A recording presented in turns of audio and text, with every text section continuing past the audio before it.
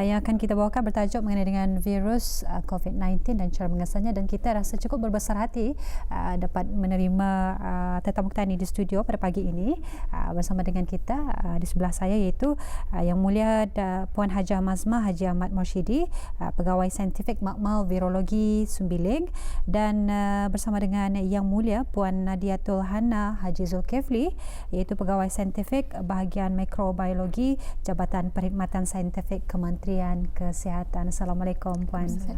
Alhamdulillah. Apa khabar pada pagi ini? Sihat? Alhamdulillah. Alhamdulillah. Jadi ini yang akan kita bicarakan ataupun meminta penjelasan daripada kedua orang pegawai kita ni yang akan berbincang mengenai dengan virus COVID-19 dan cara mengesannya. Dan seperti yang kita ketahui yang mana kita sudah pun di negara kita ni bukan saja negara Bernarussalam, tapi ianya terlibat juga bagi secara keseluruhannya secara globalisasi ataupun negara-negara lain yang juga turut sama menimpa ataupun melandanya satu wabak pandemik, wabak COVID-19. Jadi sebelum kita beralih kepada Puan Hajah Mazmah untuk kita ni berbincang mengenai dengan makmal virologi ini, yang mana kalau kita ada mendengarkan beberapa berita sebelum ini bahawa sebuah makmal virologi tambahan sedang giat dibina di Jalan Sembiling Bandar Sebegawan bagi menampung keperluan ujian makmal COVID-19 yang semakin meningkat. Jadi pembinaan makmal ini ialah atas perkenan Kepedulian Yang Maha Mulia Paduka Seri Baginda Sultan dan Yang di-Pertuan Negara Bernarussalam,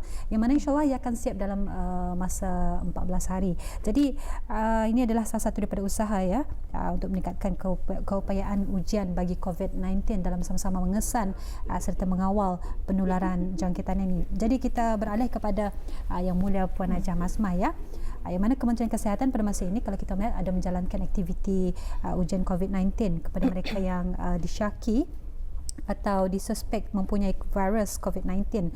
Jadi mungkin penonton pun ingin mengetahui ni, apakah jenis spesimen ataupun contoh dari tubuh badan yang diambil untuk menjalankan ujian ini. Silakan Puan. Terima kasih. Makmal Rujukan Virologi di bawah Jabatan Perkhidmatan Makmal Kementerian Kesihatan adalah satu-satunya makmal yang terlibat secara langsung dalam menjalankan ujian diagnostik bagi mengesan penyakit COVID-19 ini. Jenis spesimen yang paling sesuai untuk dikaji di makmal ini adalah nasopharyngeal swab yang diambil dari upper respiratory tract, dalam laginya saluran pernafasan bahagian atas pengambilan spesimen dari saluran pernafasan bahagian bawah seperti oropharyngeal dan bronchoalveolar lavage boleh juga diproses bagi mengenal pasti virus COVID-19 ini. Spesimen-spesimen ini adalah pengambilan contoh yang disyorkan oleh Persatuan Kesihatan Sedunia WHO. Jadi apakah sebetulnya teknik yang dibuat untuk mengambil spesimen ini? Okey, cara pengambilan spesimen adalah dengan menggunakan synthetic fiber swab. Ianya panjang macam telinga letaknya orang. Pegawai kesihatan akan memasukkan swab tersebut ke dalam lubang hidung pesakit selari dengan lelangit bahagian belakang hidung dengan memastikan swab tersebut itu mencapai kedalaman hidung sehingga pembukaan telinga luar seperti dalam gambar. Swab tersebut dibiarkan di dalam hidung beberapa saat bagi menyerap secretion dan dirotate semasa mengeluarkan dari hidung. Swab tersebut akan dimasukkan ke dalam bekas sterile yang mengandungi viral transport media serta merta sesudah prosedur dilakukan. Inilah cara pengambilan contoh pesakit yang paling baik untuk mendapatkan konsentrasi virus yang sangat tinggi. Jadi ini seperti yang anda dapat saksikan melalui paparan Kecah TV, ini adalah salah satu daripada cara bagi mengesan. Jadi inilah antaranya untuk mengambil contoh bagi ingin mengesan virus COVID-19. Jadi biasanya ini dilakukan bagaimana ni Puan? Adakah ianya bagi mereka yang belum lagi kita disahkan jangkitan ataupun macam mana? Adakah ianya dibuat secara rawak oleh orang yang masa ni mengikut simptom simptom kalau ada simptom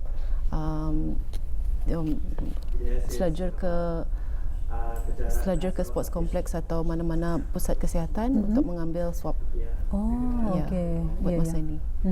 Jadi sudah dimaklumkan lah ya di mana tempat-tempat yang perlu ditujukan ya, jika ingin mengambil contoh tersebut. Baik, kita seperti yang kita ketahui ya, memang jadi satu penularan juga ya. Mungkin orang ramai pun ada yang merasa cemas ya, ingin mendapatkan face mask dan hand sanitizer. Jadi mungkin kita cuba beralih kepada Puan Nadia Tol ya. Seperti yang kita ketahui, bahawa kita ni mencuci tangan adalah cara terbaik ya untuk menghindari dari jangkitan COVID-19. Jadi apakah sebabnya sabun ataupun hand sanitizer ni kita ni boleh dikirakan untuk dapat menghapuskan virus COVID-19 ini? Silakan Puan. Terima kasih. Partikel coronavirus dikelilingi oleh lapisan luar yang dipanggil envelope. Lapisan tersebut diperbuat daripada lemak dan ianya bersifat seperti minyak, di mana apabila ianya berada di permukaan tangan, ianya tidak dapat ditanggalkan dengan mudah jika dibilas dengan air sahaja. Akan tetapi apabila kita menggunakan sabun, ianya dapat dilarutkan dan dibilas dengan mudah. So apabila sabun digunakan, ini adalah kerana sabun mempunyai sifat yang boleh memecahkan lapisan luar virus. Dan apabila kita mencuci tangan menggunakan sabun dan air, walaupun proses pemecahan tersebut mengambil masa selama 20 saat. Sebab itulah kita disarankan untuk mencuci dengan tangan dengan sabun selama 20 saat sebelum ianya dibilas dengan air. Sementara itu, bagi hand sanitizer yang mengandungi alkohol, ia berfungsi dengan cara yang sama seperti sabun, tetapi ia hanya berkesan untuk digunakan pada tangan yang bersih. Sekiranya terdapat kekotoran pada tangan, seperti tangan yang berminyak, adalah lebih baik kita menggunakan sabun dengan air kerana keberkesanan alkohol akan berkurangan. Jadi adalah lebih bagus ya kita ni untuk lebih kerap mencuci tangan ya, berbanding dengan menggunakan hand sanitizer. Dan kalau kita melihat sekarang ini, kalau kita melihat daripada media sosial, ada juga yang mengambil kesempatan ya untuk membuat secara alami, yang kita ni secara homemade, hand sanitizer buatan sendiri dengan yang kita ni bahan-bahan yang boleh diperolehi daripada pasaran. Lalu di rumah mereka cuba untuk membuat secara alami dan dijual. Jadi mungkin daripada pendapat Puan ni mengenai dengan hand sanitizer yang dibuat sendiri ni, adakah ianya adakah ianya berkesan ataupun adakah ianya langkah yang bersesuaian ataupun bagaimana? Silakan. Merujuk kepada Pertubuhan Kesihatan Sedunia WHO, pada masa ini hand sanitizer yang mengandungi alkohol adalah satu-satunya cara yang diketahui dapat membasmi pelbagai jenis mikroorganisma yang berbahaya dengan cepat dan berkesan. Oleh itu, adalah lebih baik sekiranya kita memilih hand sanitizer yang mengandungi sekurang-kurangnya 60% alkohol. Walau bagaimanapun, sekiranya hand sanitizer tersebut tidak mengandungi alkohol, ianya masih dapat digunakan dengan berkesan selagi ianya menepati piawaian yang diiktiraf seperti ASTM, iaitu American Society for Testing and Material ataupun EN, European Standards, bagi ujian keberkesanan pembasmian mikroorganisma. Mengenai hand sanitizer yang dibuat sendiri, iaitu homemade, kita tidak boleh mengetahui akan keberkesanannya kerana ujian keberkesanan pembasmian mikroorganisma tidak dijalankan ke atasnya. Akan tetapi WHO ada menyediakan formula yang untuk membuat hand sanitizer yang memang diketahui berkesan, dan pembekal tempatan bolehlah merujuk kepada formula tersebut. Ya, jadi bukannya kita ni selelarah ya, kita ni membuat kita ni mungkin berdasarkan daripada maklumat-maklumat yang tidak kita ni yang dipelajari daripada YouTube atau sebagainya ya. Tapi perlulah kita ni merujuk daripada apa yang disarankan oleh WHO. Iya. Baik, kita beralih kepada Puan Najah Masmah ya. Kalau tadi kita ni bercakap mengenai dengan cara-cara untuk mengambil contoh ya spesimen, dan mungkin adakah terdapat jangka masa atau waktu yang spesifik untuk membawa contoh-contoh tersebut ke makmal agarnya kita ni ianya masih boleh digunakan bagi untuk ujian lanjut seterusnya. Setelah spesimen-spesimen untuk ujian COVID-19 ini diambil dari pesakit, perlu dipastikan contoh-contoh pesakit ini disimpan pada suhu 2 ke 8 darjah Celsius dan tidak melebihi 72 jam untuk dihantar ke makmal rujukan virologi kebangsaan. Ya, jadi yang perlu kita ketahui yang mana perlu dipastikan contoh-contoh pesakit ini disimpan pada 2 hingga 8 darjah Celsius tidak melebihi 72 jam untuk dihantar ke makmal rujukan virologi kebangsaan. Jadi apakah antara langkah yang diambil bagi meningkatkan kapasiti dalam menjalankan ujian COVID-19 ini Puan? Okey. Makmal virologi sejak dahulu lagi sebelum terjadinya penularan wabak COVID-19 memang sentiasa beroperasi 24 jam. Terutama bagi menjalankan ujian-ujian penting dan kritikal yang memerlukan keputusan ujian dengan segera. Di luar waktu pejabat, kakitangan teknikal ditugaskan secara bergilir dalam panggilan on-call mengikut jadual. Kakitangan yang dalam panggilan on-call akan bersedia menerima sampel pesakit apabila menerima panggilan dari hospital. Semenjak penularan wabak COVID-19 di negara Brunei Darussalam, Jabatan Perkhidmatan Makmal telah mengaktifkan operasi kecemasan menggerakkan bukan sahaja ahli kakitangan teknikal makmal rujukan virologi tetapi juga kakitangan Jabatan Perkhidmatan Makmal Amnya.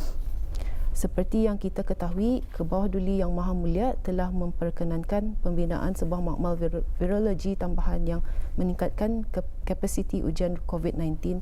Beberapa orang kakitangan dari makmal-makmal lain di bawah Jabatan Perkhidmatan Makmal dan juga Jabatan Perkhidmatan Saintifik, Kementerian Kesihatan, Kementerian Pertahanan dan juga termasuk kakitangan dari JPMC. Kakitangan tersebut akan diberi latihan secara intensif dan akan dipastikan kompeten mereka sebelum dibenarkan menjalankan sebarang ujian. Ya, Alhamdulillah. Jadi seperti yang kita telah saya nyatakan tadi yang mana sebuah makmal virologi tambahan sedang giat dibina di Jalan Sembiling Bandar Sebegawan dan ini baginya kita ni meningkatkan lagi keupayaan bagi ujian COVID-19 ini selaras juga untuk menampung keperluan ujian makmal COVID-19 yang semakin meningkat dan insyaAllah ianya akan dibina dalam dijangka siap dalam masa lebih kurang 2 minggu ataupun 14 hari. Baik, kita sudah pun mengetahui sedikit mengenai dengan contoh-contoh ataupun bagaimana cara-caranya untuk mengambil contoh bagi COVID-19 ini. Kita beralih kepada Puan Nadiatul. Kita sudah pun mengetahui mengenai dengan penggunaan hand sanitizer yang mana lebih baiklah kita ni merujuk kepada WHO yang telah pun disarankan oleh WHO dan lebih kerap membersihkan tangan dengan sabun dan juga air selain daripada menggunakan hand sanitizer.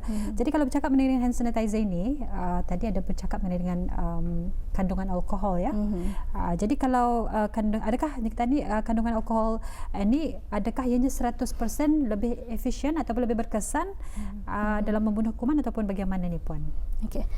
Mengikut Food and Drug Administration FDA, konsentrasi yang paling berkesan bagi pembasmian mikroorganisma adalah di antara 60 hingga 95% ethanol ataupun isopropanol. Ini kerana sanitizer yang mengandungi 100% alkohol boleh menjadi wap atau kering dengan cepat sebelum ianya dapat bertindak untuk membasmi mikroorganisma pada kulit. Selain itu, ianya juga boleh menyebabkan kulit menjadi kering dengan cepat dan menyebabkan masalah kulit.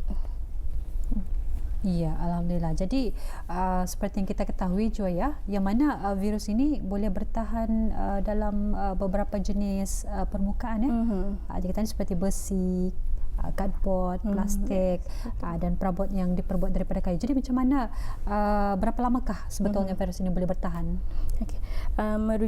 Merujuk lagi kepada US National Institute of Health, virus ini dapat bertahan selama 2 hingga ke 3 hari pada permukaan plastik dan besi, yakni stainless steel, dan 24 jam pada permukaan cardboard. Manakala bagi permukaan kayu ianya belum diketahui berapa lama ia boleh bertahan, akan tetapi mengikut rujukan Journal of Hospital Infection, SARS yang juga merupakan salah satu jenis virus corona boleh bertahan selama 4 hingga 5 hari di permukaan kayu. Sebab itulah ianya penting untuk kita menyuci tangan dengan kerap kerana kita tidak mengetahui apa yang ada pada permukaan yang telah kita sentuh. Betul. Jadi kita tidak mengetahui mungkin virus COVID-19 ini yang terperangkap tadi di kawasan permukaan di kawasan sekitar, mungkin saja di perabot dan sebagainya. Betul. Jadi adakah perlu juga ya face mask digunakan sebagai salah satu langkah untuk menghindari daripada jangkitan COVID-19 ini pun? Okey. Lagi sekali kita ni merujuk kepada Pertubuhan Kesihatan Sedunia WHO dan juga seperti yang pernah disarankan oleh Yang Berhormat Menteri Kesihatan. Ya. Seseorang individu yang sihat tidak perlu memakai face mask. Auda hanya perlu memakainya sekiranya Auda berasa kurang sihat dan mengalami batuk atau selisma. Ya. Atau sekiranya Auda perlu menjaga seseorang yang disyaki menghidap COVID-19. Ini adalah kerana sekiranya ia tidak digunakan dengan betul. Ya. Ia boleh menjadi sumber kepada jangkitan. Kerana kita tidak tahu apa yang ada sekiranya kita memegang pada mask tersebut, kita tidak tahu apa yang ada terdapat pada mask tersebut. Dan ianya mestilah dikombinasikan dengan menggunakan mencuci tangan menggunakan sabun dan hand sanitizer dengan kerap. Ya. Dan tapi sekiranya masih lagi ada yang mahu memakai face mask, garis pandu mengenai dengan pemakaian mask dengan betul boleh didapati melalui laman sesawang WHO. Jadi sebetulnya kita ni tidak perlu terasa panik ya untuk mendapatkan face mask tersebut, kerana ianya hanya lebih penting kepada mereka yang mempunyai rasa sakit, demam, batuk dan sebagainya ya. Dan akhirnya barangkali untuk secara kesimpulannya daripada Puan Haja Masmah, silakan. Untuk keputusan makmal, ya, bagi maklumat lanjut, orang ramai boleh menghubungi talian nasihat kesihatan COVID-19, Health Advice Line COVID-19, talian 148 untuk mendapatkan keputusan makmal selepas sekurang-kurangnya 3 hari dengan memberikan nama, nombor Burhims dan kontak number untuk kaki tangan MOH yang berkenaan senang menghubungi. Ya, baik. Jadi kita ucapkan terima kasih kepada Puan Haja Masmah Ahmad Morshidi, iaitu Pegawai Saintifik Makmal Virologi Sembiling, dan juga Yang Mulia Puan Nadiatul Hana Zulkifli, Pegawai Saintifik Bahagian Mikrobiologi Jabatan Perkhidmatan Saintifik Kementerian Kesihatan, kerana telah pun berkesudian untuk menerangkan ya mengenai dengan COVID-19 dan cara mengatasinya. Assalamualaikum. Waalaikumsalam.